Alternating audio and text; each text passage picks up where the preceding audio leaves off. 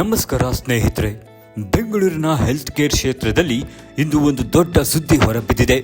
ಭಾರತದ ಪ್ರಸಿದ್ಧ ಫಲವತ್ತತೆ ಚಿಕಿತ್ಸಾ ಸಂಸ್ಥೆಯಾದ ಸಂಸ್ಥಾನ ಫರ್ಟಿಲಿಟಿ ಈಗ ಮ್ಯಾಗ್ನೆಟ್ ಹಾಸ್ಪಿಟಲ್ ಜೊತೆಗೆ ಕೈ ಜೋಡಿಸಿದೆ.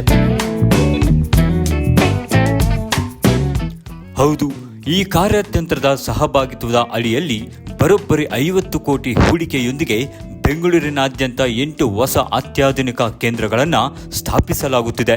ಪದ್ಮಶ್ರೀ ಪ್ರಶಸ್ತಿ ಪುರಸ್ಕೃತೆ ಮತ್ತು ಭಾರತದ ಪ್ರಮುಖ ಸಂತಾನೋತ್ಪತ್ತಿ ವೈದ್ಯಕೀಯ ತಜ್ಞೆ ಡಾಕ್ಟರ್ ಕಾಮಿನಿ ರಾವ್ ಅವರ ವೈದ್ಯಕೀಯ ಪರಂಪರೆಯ ಅಡಿಯಲ್ಲಿ ಈ ಕೇಂದ್ರಗಳು ರೋಗಿಗಳಿಗೆ ಹೊಸ ಆಶಾದೀಪವಾಗಲಿದೆ.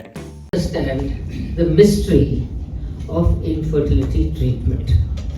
It's like not a baby shop where you're pregnant, and of course from the time you're pregnant, those 2 lines that you see, then from the 2nd month, 3rd month, 4th month, and then 9th month you deliver.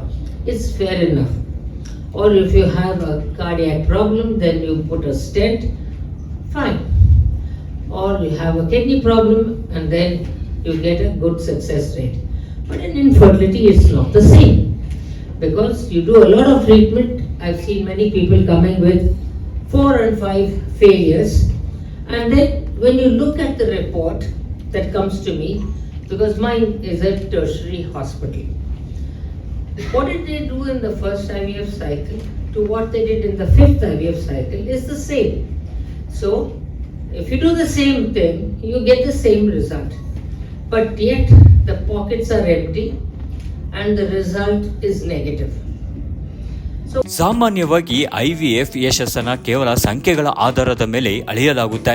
ಆದರೆ doctor ಕಾಮಿನಿ ರಾವ್ ಅವರ ಪ್ರಕಾರ ನಿಜವಾದ ಯಶಸ್ಸು ಇರೋದು ವೈಜ್ಞಾನಿಕ ನಿಖರತೆ ಮತ್ತು ರೋಗಿ ಕೇಂದ್ರಿತ ಆರೈಕೆಯಲ್ಲಿ.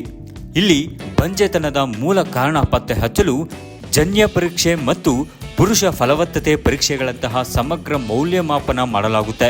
ಇದರಿಂದ ಮೊದಲ ಪ್ರಯತ್ನದಲ್ಲೇ IVF ಯಶಸ್ಸಿನ ಪ್ರಮಾಣ ಹೆಚ್ಚಾಗುವುದಲ್ಲದೆ ಅನಗತ್ಯ ವೆಚ್ಚ ಮತ್ತು ಮಾನಸಿಕ ಒತ್ತಡ ದೂರವಾಗುತ್ತೆ.